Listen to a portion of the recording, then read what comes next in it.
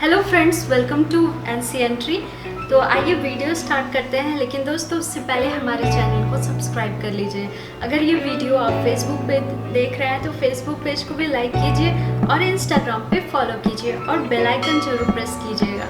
तो आइए video start करते हैं। राधे राधे, जय श्री कृष्ण। थैंक यू दोस्तों। अविनाशी तु ततविद्धि येन सर्वमिदं ततं विनाशम् अव्यवस्थस्य अस्य न कश्चित् कुर्तम अर्हति। जो सारे शरीर में व्याप्त है उसे ही तुम अविनाशी समझो।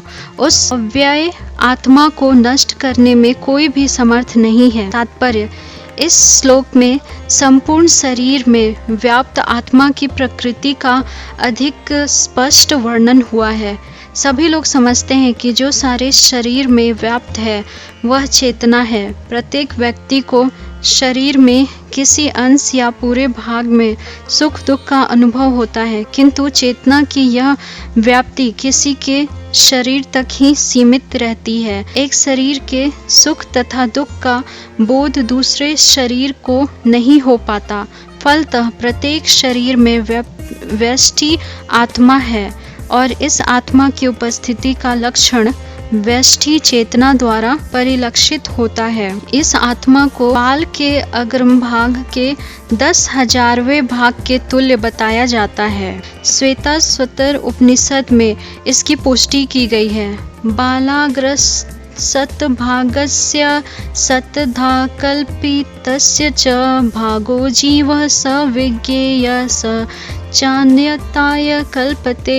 यदि बाल के अग्रभाग को 100 भागों में विभाजित किया जाए और फिर इनमें से प्रत्येक भाग को 100 भागों में विभाजित किया जाए तो इस तरह के प्रत्येक भाग की माप आत्मा का परिमाप है। इसी प्रकार यही कथन निम्नलिखित श्लोक में मिलता है। केशाग्रस्तस्य भागस्य शतांशः साहृषात्मकः जीव सूक्ष्म स्वरूपेयं संख्याति तो ही चित्तकणः।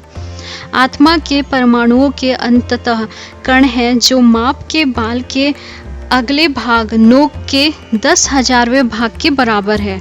इस प्रकार आत्मा का प्रत्येक कण भौतिक परमाणुओं से भी छोटा है और ऐसे असंख्य कण हैं।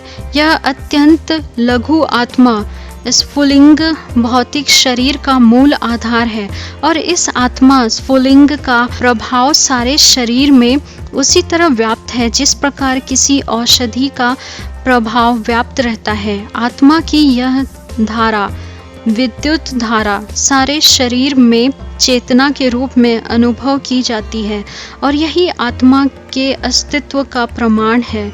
सामान्य से सामान्य व्यक्ति भी समझ सकता है कि यह भौतिक शरीर चेतना रहित होने पर मृतक हो जाती है और शरीर में इस चेतना को किसी भी भौतिक उपचार से वापस नहीं लाया जा सकता है। अतः यह चेतना भौतिक संयोग के फल स्वरूप नहीं है, अपितु आत्मा के कारण है। मुंडक उपनिषद में सूक्ष्म परमाणविक आत्मा की और अधिक विवेचना हुई है। एषोऽणुरात्मना चेतसा वेदित्वयो यस्मिन् प्राणः पंचधा संविवेश प्राणश्च तं सर्वमोतं प्रजानां यस्मिन् विशुद्धे विभवतेश आत्मा।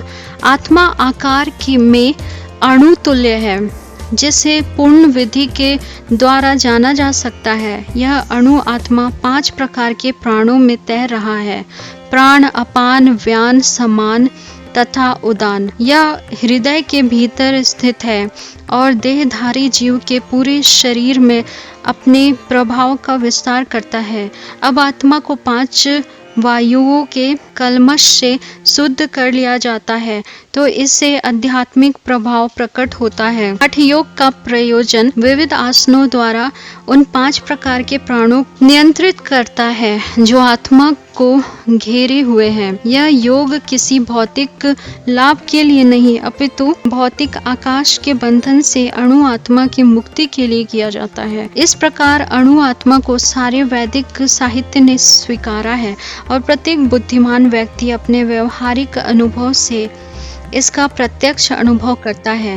केवल मूर्ख व्यक्ति ही इस अणु आत्मा को सर्वव्यापी विष्णु तत्व के रूप में सोच सकता है। अणु आत्मा का प्रभाव पूरे शरीर में व्याप्त हो सकता है।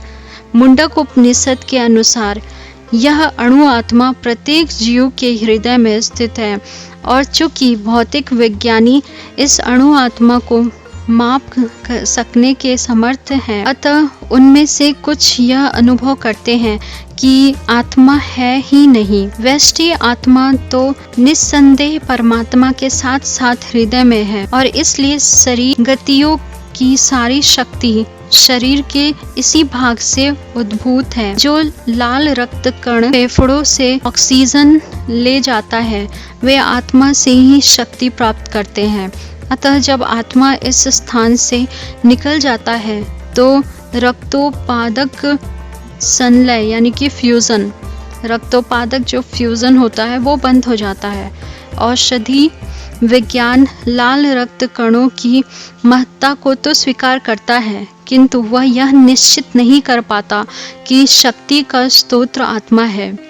जो भी हो, औषधि विज्ञान यह स्वीकार करता है कि शरीर की सारी शक्ति का उद्गम स्थल हृदय है। पूर्ण आत्मा के ऐसे अनुकरणों के तुल्य सूर्य प्रकाश के कणों से ही की जाती है। इस सूर्य प्रकाश में असंख्य तेजोमय अणु होते हैं। इसी प्रकार परमेश्वर के अंश उनकी किरणों के परमाणु स्फुलिंग हैं और प्रभा या पराशक्ति कहलाते हैं। अतः चाहे कोई वैदिक ज्ञान का अनुगामी हो या आधुनिक विज्ञान का, वह शरीर और आत्मा के अस्तित्व को नकार नहीं सकता। भगवान ने स्वयं भगवद गीता में आत्मा के इस विज्ञान का विशद वर्णन किया है। अंतवतः इमे देहा नित्यय उक्ता शरीरिणः अनाशीनः अप्रमेयस्य तस्मात् युद्धस्व भारत। अविनाशी, अप्रमेय तथा शाश्वत जीव के भौतिक शरीर का अंत असंभावी है। अतः हे भरतवंशी, युद्ध करो। भौतिक शरीर स्वभाव से नाशवान है। यह तत्क्षण नष्ट हो सकता है और 100 वर्ष बाद भी यह केवल समय की बात है। इसे अंततः काल तक बनाए रखने की कोई संभावना ही नहीं है। किंतु आत्मा इतना सूक्ष्म है कि इसे शत्रु देख भी नहीं सकता, मारना तो दूर है। जैसा कि पिछले श्लोक में कहा गया है, यह इतना सूक्ष्म है कि कोई इसमें मापने की बात सोच भी नहीं सकता। अतः दोनों ही दृष्टि से शोक का कोई कारण ही नहीं है, क्योंकि जीव जिस रूप में है न तो उसे मारा जा सकता है, न ही शरीर को कुछ समय तक या स्थायी रूप से बचाया जा सकता है। पूर्ण आत्मा के सूक्ष्म कण अपने कर्म के अनुसार ही यह शरीर धारण करते हैं। अतः धार्मिक नियमों का पालन करना चाहिए। वेदांत सूत्र में जीव को प्रकाश बताया गया है, क्योंकि वह परम प्रकाश का अंश है। जिस प्रकार सूर्य का प्रकाश सारे ब्रह्मांड का पोषण करता है, उसी प्रकार आत्मा के प्रकाश से इस भौतिक देह का पोषण होता है। जैसे ही आत्मा इस भौतिक शरीर से बाहर निकल जाती, शरीर सड़ने लगता है। अतः आत्मा ही शरीर का पोषक है। शरीर अपने आप में महत्वहीन है। इसलिए अर्जुन को उपदेश दिया गया कि वह युद्ध करे और भौतिक शारीरिक कारणों से धर्म की बलि न होने दे। तो दोस्तों, मिलते हैं अगले वीडियो में।